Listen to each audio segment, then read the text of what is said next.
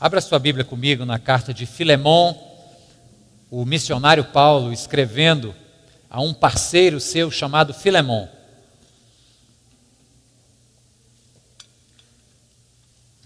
Está depois das chamadas cartas pastorais, Timóteo, 1 e 2 Timóteo, Tito, logo depois vem Filemon. Filemon é chamada, na verdade, ela com outras 3 cartas, são as cartas da prisão, Efésios, Colossenses, Filipenses e Filemon. Acredita-se que o apóstolo Paulo escreveu essas cartas do mesmo cárcere em Roma. Convido você a se colocar de pé e ler comigo a carta toda. Vamos ler toda a carta de Paulo a Filemon. Aguenta aí. Assim nos diz a palavra do Senhor. Paulo, prisioneiro de Cristo Jesus, e o irmão Timóteo. A você, Filemon, nosso amado cooperador, a irmã Áfia e Arquipo, nosso companheiro de lutas, e a igreja que se reúne com você em sua casa.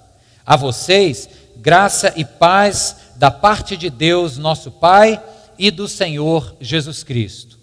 Sempre dou graças a meu Deus, lembrando de você nas minhas orações, porque ouço falar da sua fé no Senhor Jesus e do amor para com todos os santos.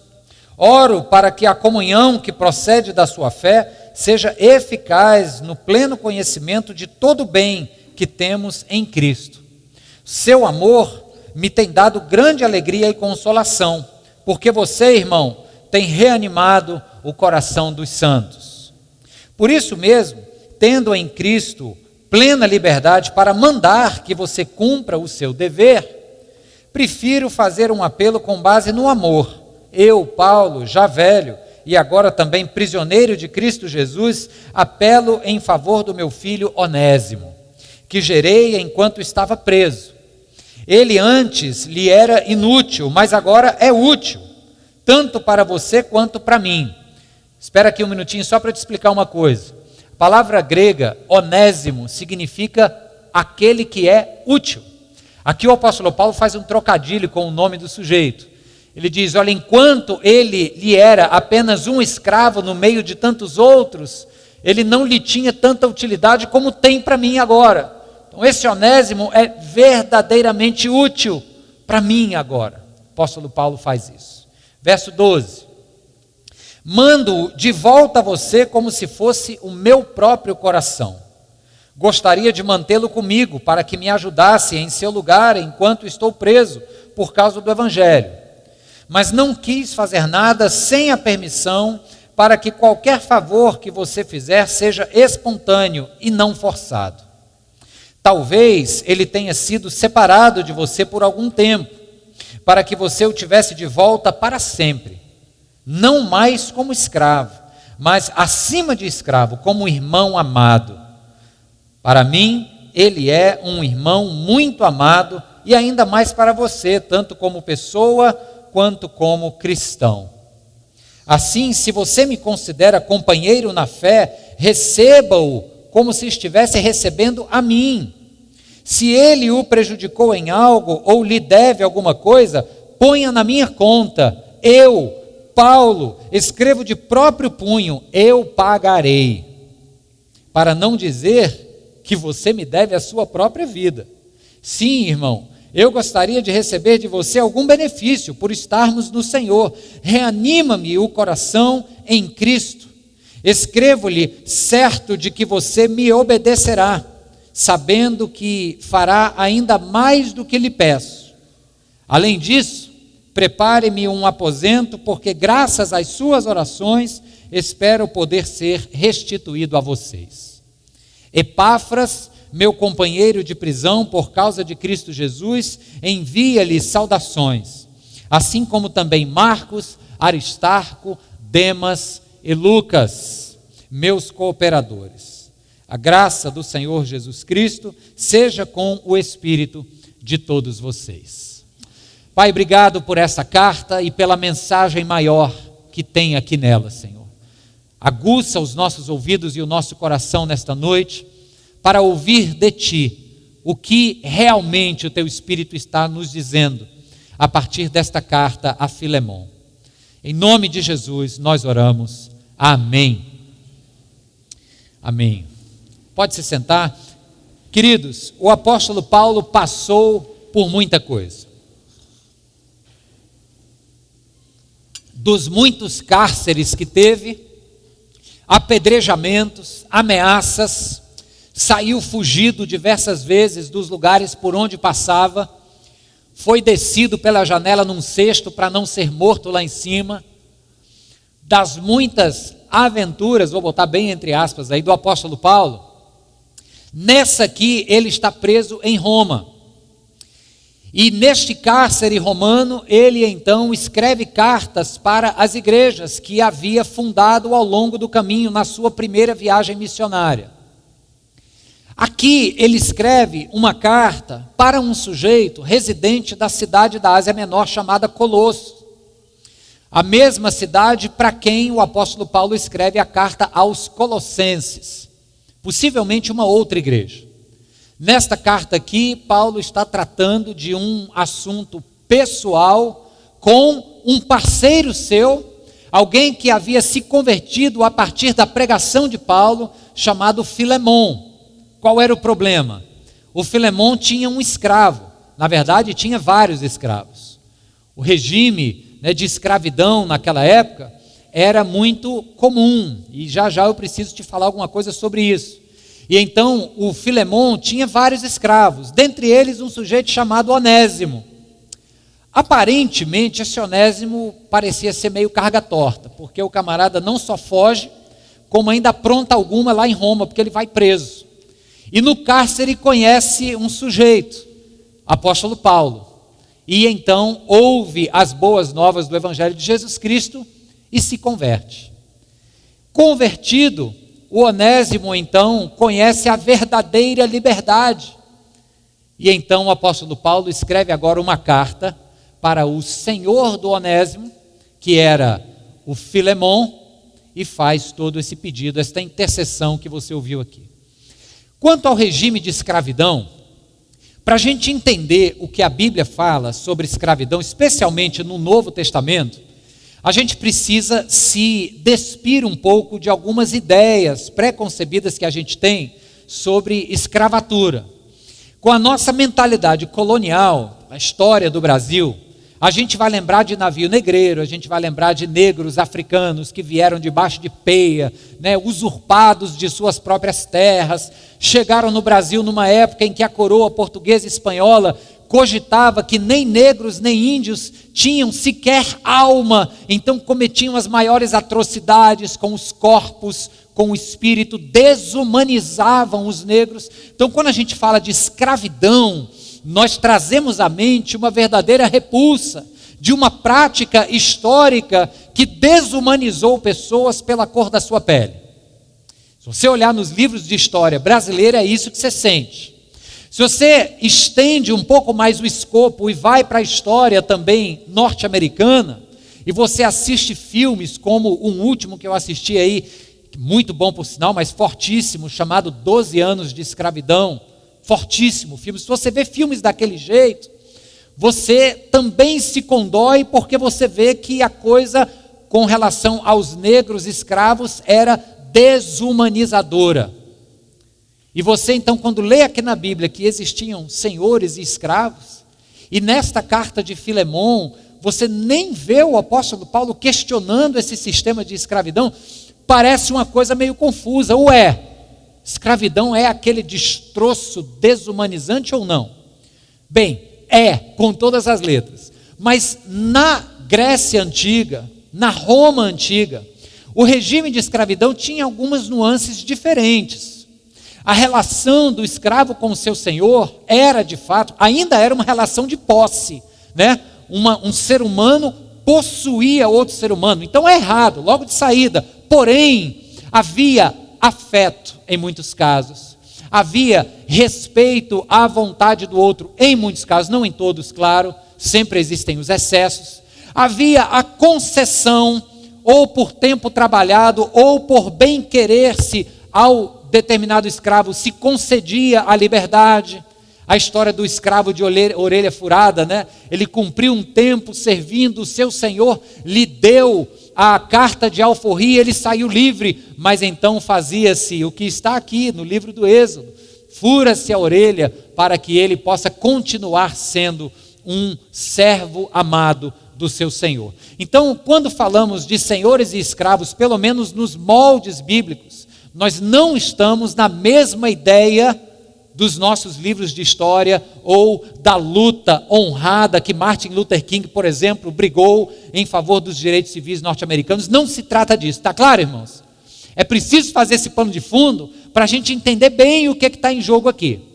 A carta aos Filipenses, apesar de ser um documento aparentemente pessoal de Paulo para um discípulo seu chamado Filemon, eu falei Filipenses, não foi? Esquece, Filemon, certo? Apesar de parecer uma carta pessoal, ela na verdade trata de um assunto muito amplo.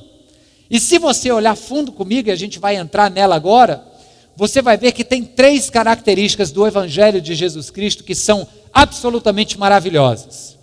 Quando Paulo escreve este pedido intercessório a Filemon em favor de Onésimo, ele faz uma apresentação do Evangelho de Cristo, que lá naquela época, num regime de escravidão, lá naquela época do Império Romano, aqui a época é o Império Romano, onde já havia egoísmo, individualismo, consumismo desvairado, onde já havia uma sociedade suficientemente doente para conceber verdadeiras atrocidades do ser humano para com seu próximo.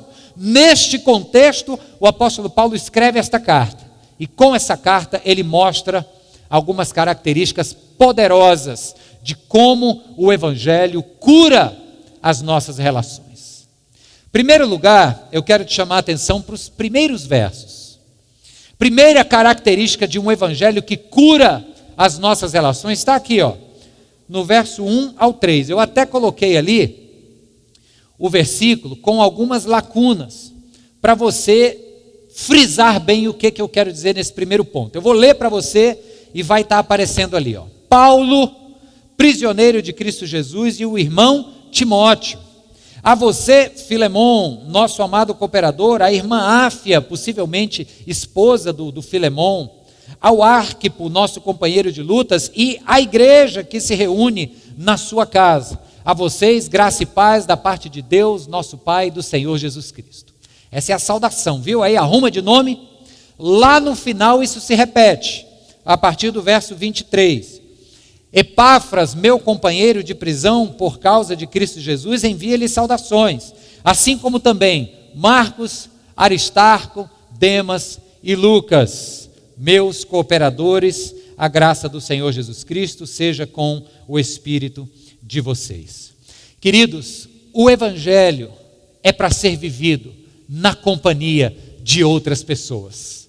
Isso parece muito óbvio, mas precisa ser dito, porque a gente faz parte de um mundo tão individualista, onde as pessoas estão cada vez mais voltadas para si próprio, de uma tal maneira que parece que virou moda agora, e eu já cruzei com várias pessoas com esse tipo de discurso, de dizer assim, ó, a minha vida com Deus se resume a mim e Deus. Não preciso de igreja, negócio de pequeno grupo, de amizade, não sei o que e tal, eu acho tudo isso uma chatice. Sou eu e Deus. Isso é sinal dos tempos que a gente vive, tempos de intenso egoísmo, individualismo, né? A pessoa centrada apenas em si própria, nos seus próprios interesses. Mas esta verdade está logo aqui na abertura e no fechamento da carta.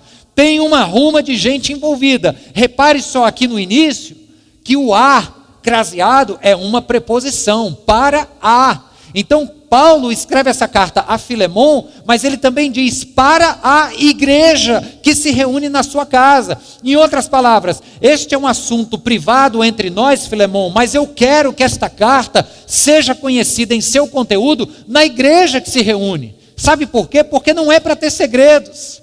Este é um assunto comunitário. Quando ele estende esta carta para a igreja na sua casa, Paulo está quase que dando a liberdade para que esta carta veiculasse nas demais igrejas, por Colossos, por Hierápolis, por Laodiceia.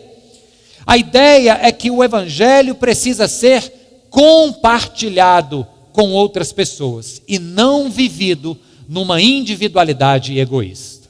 Está claro, irmãos? Sim ou não? Ok. Isso serve para a sua vida. Nós temos aqui na igreja uma proposta de nos reunirmos semanalmente em grupos familiares. Não precisa ser da mesma família. O nome é assim só porque com o tempo o nível de intimidade, de aconchego, de afeto cresce e se vira uma grande família. Mas a ideia dos pequenos grupos é essa aqui. É vivermos na dimensão coletiva. É claro que a palavra de Deus fala para nós da dimensão individual da nossa fé. Quando Jesus diz assim, entra no teu quarto e você ali secretamente, só você e Deus, ora ao teu pai e o teu pai que te vê em secreto te recompensará. É claro que ele entende e fala para nós que sim, a nossa fé tem que ser experimentada na intimidade da nossa interioridade, mas ela precisa ser vivida e exercida no coletivo. É por isso que na oração que Jesus ensina, ele diz que o Pai é nosso, que o pão de cada dia é nosso. É por isso que no Salmo 23, nós temos a ideia de uma ovelha, que canta, o Senhor é o meu pastor. Já falei isso aqui, mas vale a pena repetir. Se é pastor, é porque tem rebanho. Porque se fosse ovelha sozinha, não era um pastor, era o proprietário da ovelha. Está engordando para comer depois. Mas se tem um pastor no Salmo, é porque existe um rebanho. Nós somos chamados para viver em rebanho, em comunhão. Quantas e quantas palavras nós vamos ler aqui, queridos, de apoio a esta ideia de que no coletivo nós encontramos cura, restauração. Por exemplo, a palavra de Deus diz, confessai os vossos pecados uns aos outros, para que sejam sarados. Existe cura quando abrimos o nosso coração, quando contamos um problema, quando dividimos a carga. Carregai as vossas cargas uns dos outros, também nos diz o apóstolo Paulo. Percebe?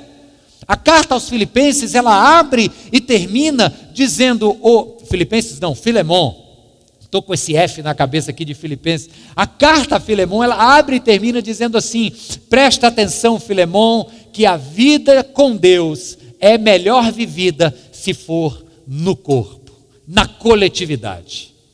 Quem sabe hoje você não toma uma decisão de vir para a classe de integração domingo que vem, que começou hoje, para se tornar membro da igreja, assumir um compromisso de membresia com esta comunidade local, dizer assim, chega desta minha carreira solo, chega de ficar entrando e saindo com vergonha que alguém me veja, quero viver exatamente o que o evangelho me manda viver, esta fé coletiva, experimentada dentro de um corpo. Você faz a classe de integração, em 8 aulas, você vai estar aqui em cima sendo batizado ou recebido por transferência, se você estiver vindo de outra igreja. Mas o ponto é compromisso com a sua comunidade, para que a partir desse compromisso você vá ou para um PG, ou crie amizades, faça laços, vínculos, e veja a cura e a bênção que é vivenciar o evangelho na companhia de outros irmãos. Amém, queridos?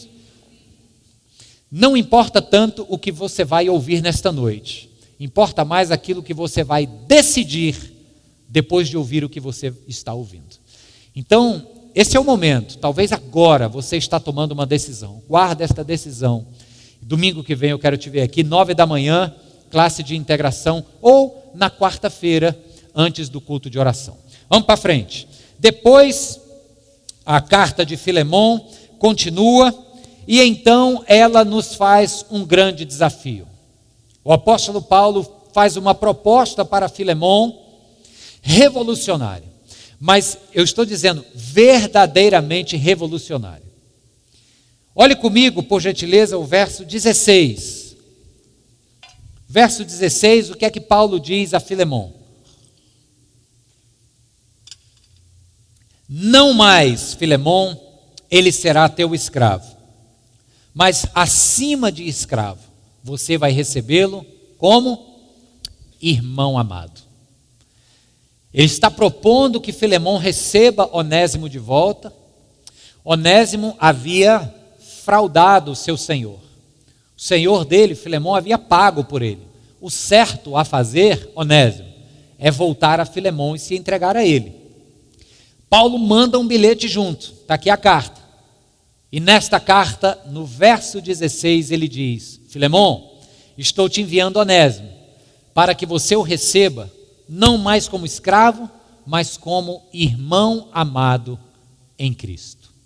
Sabe o que está acontecendo aqui, queridos? O que está acontecendo aqui é uma redefinição de papéis. Deixa eu lhe explicar.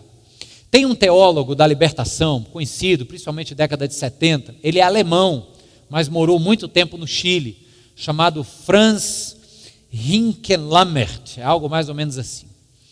E ele faz uma crítica muito contundente ao estilo de vida capitalista, etc. Tem muitas coisas que eu discordo, mas ele tem uma abordagem interessantíssima, quando ele fala que numa sociedade que se organiza em sistemas, o que são sistemas? Família é um sistema, igreja é um sistema, mercado de trabalho é um sistema. Numa sociedade que se organiza em sistemas, e aqui o Império Romano, neste regime de escravidão, tinha um sistema de escravidão. As pessoas desempenham papéis como que atores. E o Rinkelheimer, ele diz que a vida plena e abundante está quando não vivemos mais como atores, e sim como sujeitos. Qual é a diferença do ator e do sujeito? É que o ator, ele é identificado pelos papéis que desempenha. Então, por exemplo, um pai que sustenta a casa, ele uma hora enche o saco e diz assim: eu não quero ser reconhecido como um talão de cheque aqui dentro. Porque o papel dele de ser o sustentador da casa estava o definindo como pai. Então, o papel de pai estava truncado. Um funcionário que é parte de uma grande empresa, ele é um ator quando a sua identidade e o seu valor estão restritos apenas àquilo que ele faz dentro da empresa. Ele é conhecido pela função que está escrita aqui no crachá dele. O escravo, num sistema de escravidão, ele é um ator, porque ele desempenha um papel de obediência ao Senhor. Está claro? Sim? Agora, o sujeito, ele não se contenta em ser identificado com o papel que ele desempenha como ator, e ele transcende esse papel.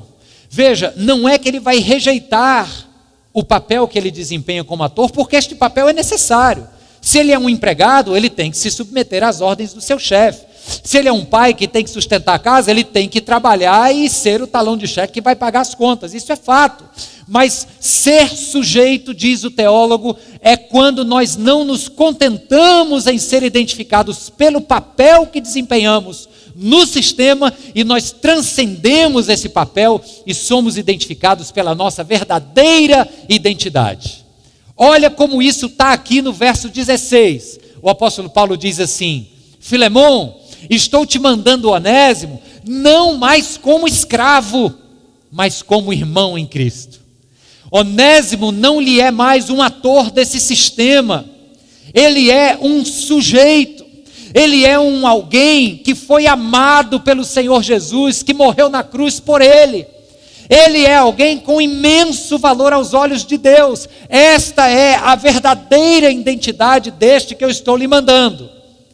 Pode até ser, queridos, entenda que o Onésimo continuasse como escravo do Filemão, não tem problema, era um papel legítimo na sociedade a desempenhar, mas o que Paulo está fazendo aqui não é questionar o sistema de escravidão. Muitos estudiosos, inclusive, não gostam disso, acham que Paulo tinha que ser mais contundente contra a escravidão, mas Paulo não está questionando o sistema, Paulo está redefinindo os papéis dentro do sistema. Olha como isso é importante. Por exemplo, nas diversas relações que você tem, relação conjugal.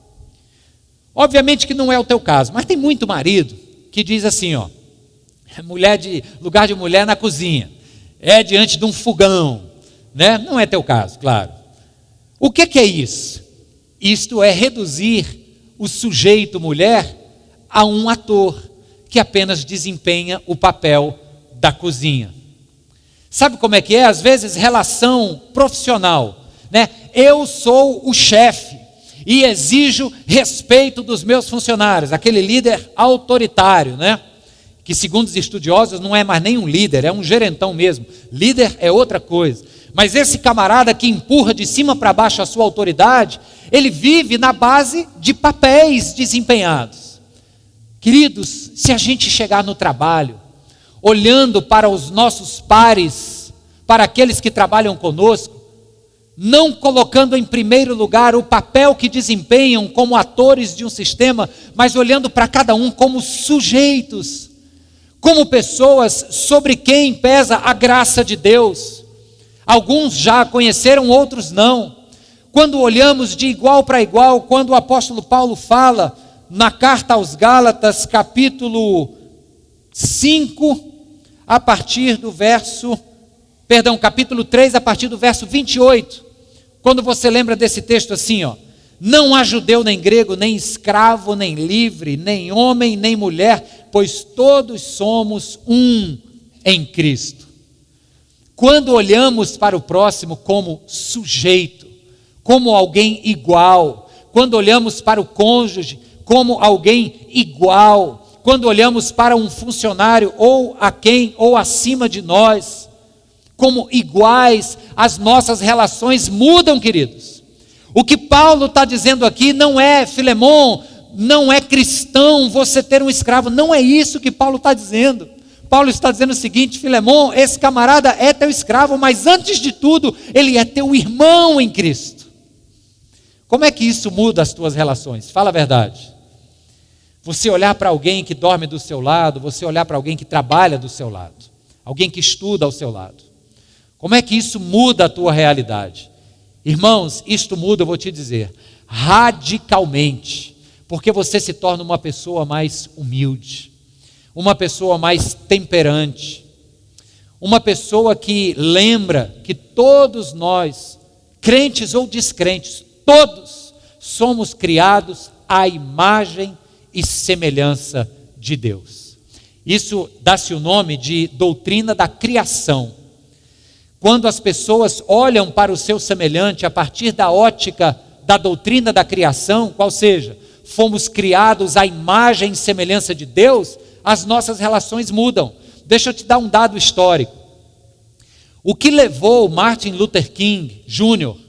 a lutar e a dar sua própria vida pela causa dos direitos civis norte-americanos, não foi apenas compaixão pelos negros que lhe eram de mesma cor de pele. Não, foi uma compreensão, ele era pastor batista, conhecedor da Bíblia, foi uma compreensão da doutrina da criação, que todos somos criados à imagem e semelhança de Deus. E em Cristo Jesus não tem ninguém melhor nem maior do que ninguém. Tá certo, queridos? O apóstolo Paulo faz esse apelo aqui a Filemon. Olha que revolucionário isso para a época. Uma sociedade hierarquizada, ele diz, nivela tudo. Em Cristo Jesus somos um. Louvado seja Deus. Terceiro e último ponto aqui para a gente orar, é quando o apóstolo Paulo coloca o seu coração de maneira custosa no pedido que ele está fazendo a Filemon. Vai comigo no verso de número 8. Primeiro vamos ler o verso 8. Ele diz assim: por isso mesmo, Filemon, tenho em Cristo plena liberdade de mandar que você cumpra o seu dever. Você já conhece a história e sabe que o que ele vai estar prestes a pedir aqui é que o Filemon receba sem castigos o seu escravo Onésimo. Então, primeiro o apóstolo Paulo diz assim: eu poderia estar apelando para o fato de que, como você é um cristão, você tem o dever de fazer o que eu estou prestes a lhe pedir. Mas eu vou apenas pedir que você faça isso fruto do amor que Deus depositou no teu coração. Receba o Onésimo como amor que Deus colocou no seu coração. Então o apóstolo Paulo vai fazer esse pedido e complica para o lado do Filemon, porque Filemon gastou dinheiro, Filemon tinha um investimento. Já pensou se Filemon alivia para o lado de Onésimo, e aí todos os demais escravos de Filemon olham e dizem: ih, rapaz, o homem agora se converteu, está de coração mole, vamos todo mundo embora, quebra o sistema. Então o que Paulo está pedindo aqui, ele diz o seguinte: camarada, é o teu dever agir com amor. Eu estou apenas lhe lembrando que é o dever cristão. Agora, faça isso como fruto do amor que está no teu coração. Só que o apóstolo Paulo não bota essa batata quente na mão do Filemon sem ter nem para quê. Ele assume o preço. Olha o que ele diz agora no verso 18. Vamos ler o 17. Se você me considera companheiro na fé, receba-o como se estivesse recebendo a mim. Aí no 18. Se ele o prejudicou em algo e lhe deve alguma coisa, ponha na minha conta. Eu, Paulo, escrevo de próprio punho, eu pagarei. Queridos, o apóstolo Paulo está preso. Só Deus sabe quando ele ia sair deste cárcere. Mas ele chega para Filemon e diz: o Onésimo trouxe algum prejuízo, ou pelo tempo que teve fora, ou roubou alguma coisa, seja o que for, bota na minha conta, porque assim que eu sair daqui, eu pagarei. Essa terceira lição do Evangelho é fortíssima para nós. Diz, irmãos, que para amar o próximo, sempre teremos que pagar algo.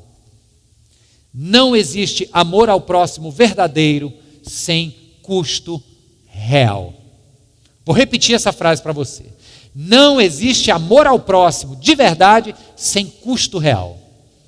Vamos lembrar aqui da parábola do bom samaritano. Lembra-se? Jesus escolhe a figura mais odiosa aos ouvidos dos seus ouvintes.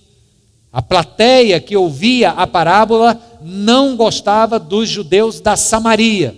Jesus escolhe um personagem que era samaritano para dar um tapa de pelica na cara do pessoal. Por quê? Porque diz que diante do moribundo lá, o levita passa batido, o sacerdote passa batido, mas o bom samaritano pega, coloca no seu animal. Ele antes vinha bem confortável em cima do animal, agora o animal serve para levar o moribundo, e ele vai a pé. Então já começou a pagar o preço por amar o camarada na caminhada a pé. Mas como se não bastasse, ele chega na hospedaria e diz assim: eu preciso continuar viagem para resolver negócios, mas eu volto. Já vou deixar uma grana aqui para as primeiras despesas, e quaisquer outras despesas que vierem, pode deixar que quando eu voltar, eu quito. O que é isso, irmãos? Senão amor genuíno ao próximo. Amor que não imprime custo àquele que ama, não é amor, no máximo é um bem-querer. Outra ilustração para nos enriquecer nesta verdade. Quando Jesus questionou o amor de Pedro por ele, lembra-se daquela passagem dramática no final do Evangelho de João? Jesus diz: Pedro, tu me amas? Pedro disse: eu te amo. E aí 3 vezes repete, né? Vou lhe lembrar algo que eu já lhes ensinei uma vez. No grego, Jesus inverte os verbos e Pedro responde com verbos diferentes. Jesus pergunta: Pedro, agapes me? Você me ama com o amor ágape, qual seja o amor sacrificial de alguém que se doa, de alguém que paga um preço? O Pedro, que tinha ainda a zoada do galo cantando no pé da orelha dele, cuja consciência ainda lhe pesava, chega para Jesus diante dessa pergunta e diz: mestre, fileos te, ao invés de agapes te. Mestre, eu te amo com um amor filial. Sabe da palavra filantropia, né? Aquele bem-querer, aquela coisa ao próximo, aquele chamego, aquela coisa gostosa, mas não a ponto de pagar um preço. Pedro sabia que ele não tinha pago o preço. Aí Jesus pergunta uma segunda vez: Pedro, agapes me? E Pedro diz: mestre, fileos te, Você sabe até onde meu amor vai. Sem pagar o preço, eu não posso dizer que o meu amor é ágape. Terceira e última vez, Jesus então muda o verbo e chega para Pedro e repete a pergunta, quase que fazendo uma afirmação. Ele diz: Pedro, fileos me. Ou seja, Pedro, o teu amor por mim é este mesmo, filial, não é? E aí nós entendemos por que o texto diz que Pedro ficou triste pelo mestre ter perguntado a terceira vez. Mas naquele momento, queridos, nas 3 vezes que Jesus perguntou, por 3 vezes ele disse: então Pedro, vai pastorear o meu rebanho. Querendo dizer, sabe o quê? Que mesmo aqueles que ainda não estão pagando um preço de amor ao próximo, é com esses que Deus conta, porque é só uma questão de tempo, quando vivemos colado com o Senhor, amando a sua palavra e fazendo a sua obra, é só uma questão de tempo para o coração daquele homem Pedro, que não foi capaz de amar pagando um preço, mudar, e diz a história que ele pagou o preço sendo crucificado de cabeça para baixo por amor a Cristo e a sua igreja. O coração de quem caminha com Cristo muda, irmãos. Se hoje você se admite como Pedro, que ama, mas ama só meio caminho, que ainda não está disposto ou disposta a de fato pagar um preço, persevere, continue firme, não desista, porque na caminhada com Cristo, Ele muda o nosso coração e nós nos tornamos pessoas que aprendem o valor inestimável de amar e de se dar, e encontra mais prazer em dar do que receber. Aleluia, aleluia. E para fechar, a carta toda é uma grande representação do Evangelho. Olha o que está em jogo aqui nessa carta, olha os elementos. Tem um camarada preso, Onésimo, ele é cativo não apenas do cárcere romano, mas de uma vida cerceada de liberdade, porque ele é um escravo, ele pertence a alguém. Então nós temos um escravo, nós temos um mediador chamado Paulo, que diz que vai pagar o preço para esta liberdade, e certamente ao longo da história nós queremos acreditar que o Onésimo ficou verdadeiramente livre ao lado de seu senhor Filemão. O que é isso senão a mesma história de um outro cenário, não mais o cárcere romano, mas o mundo em que nós vivemos, que, diga-se de passagem, jaz no maligno, um mundo onde nós éramos escravos, não de Roma, tampouco de senhores como Filemão ou tantos outros da época, mas escravos de um outro senhor, com um nome menorzinho, mas de uma perversidade imensamente maior, chamado pecado. O pecado é um senhor nefasto, ele aprisiona, ele vicia, ele afasta o sujeito dos caminhos de vida. Éramos escravos, talvez muitos aqui hoje ainda o são, mas Deus levantou um mediador, não é o apóstolo Paulo. Este mediador disse: tem um custo pela liberdade destes escravos? Sim, tem um custo. Que custo é esse? É o preço de um escravo lá que Filemão cobrou? Não, é um preço de sangue.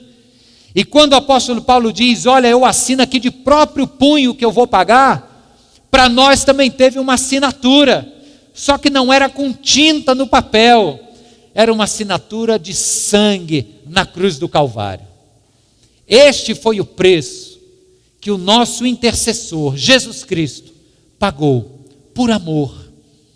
A carta a Filemão é uma grande ilustração do ato salvador de Jesus Cristo, diante de escravos do pecado, mediando esta condição perante Deus o Pai e quitando uma dívida com preço de sangue na cruz do Calvário. Por isso nós estamos aqui, queridos. Ele te resgatou desta masmorra, deste cárcere, para você viver uma vida plena no Evangelho. Então, recapitulando, esta vida plena no Evangelho não é para ser vivida só, Não é para ser vivida na base funcional de papéis que se desempenham, é para ser vivida na plenitude de pessoas que são iguais e que têm imenso valor aos olhos de Deus. E é uma vida para ser vivida com custo, com preço a ser pago. Este preço tem um nome: amor. Amar o próximo custa alguma coisa. O mais barato que custa, às vezes, é o teu dinheiro, porque cá entre nós é fácil a beça você pegar e dar dinheiro, né? Congregação lá do Jaguarão precisa de dinheiro para comprar o piso. Agora precisa mais ainda de gente que vai dar tempo para pegar o carro e dirigir 180 quilômetros e bater lá, passar um sábado na poeira e no calor, falando do amor de Deus para aquela comunidade. Amar o próximo tem custo. A pergunta é se você está disposto a pagar. Eu oro, queridos, para que tenhamos a ousadia que o apóstolo Paulo teve, de chegar para um Senhor e dizer: o custo que for, eu pago. Tem pessoas precisando do teu amor, mas amar esta pessoa requer sacrifício. Você está disposto a pagar para ser uma bênção na vida dele ou dela? Que Deus nos dê força e nos abençoe em nome de Jesus. Amém.